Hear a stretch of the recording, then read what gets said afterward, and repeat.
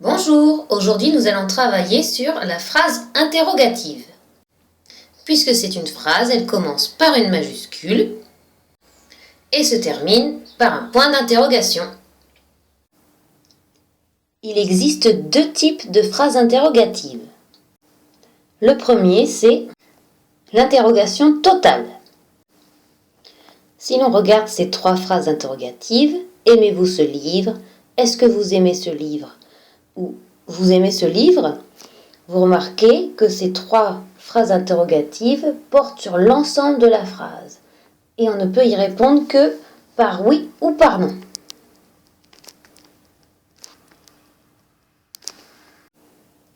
L'interrogation totale peut être de trois niveaux de langue différents.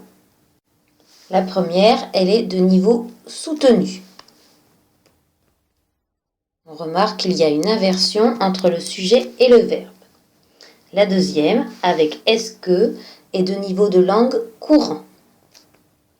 La dernière, elle est écrite comme une phrase affirmative, déclarative, mais la seule différence, c'est le point d'interrogation à l'écrit ou l'intonation montante à l'oral.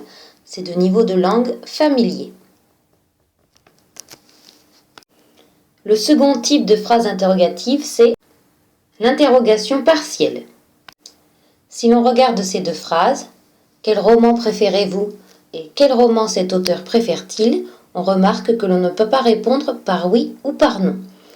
L'interrogation porte seulement sur un élément de la phrase, c'est-à-dire le roman.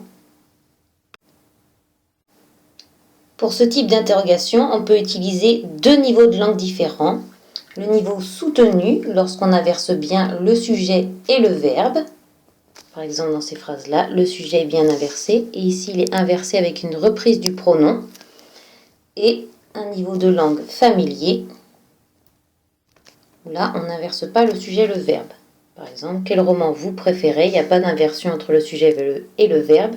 Et dans vous préférez quel roman, c'est encore seulement l'intonation qui nous dit que c'est une interrogation. Remplissez maintenant le formulaire et dites si vous avez bien compris, moyennement compris ou peu compris cette vidéo. Je vous dis donc à vos ménages maintenant.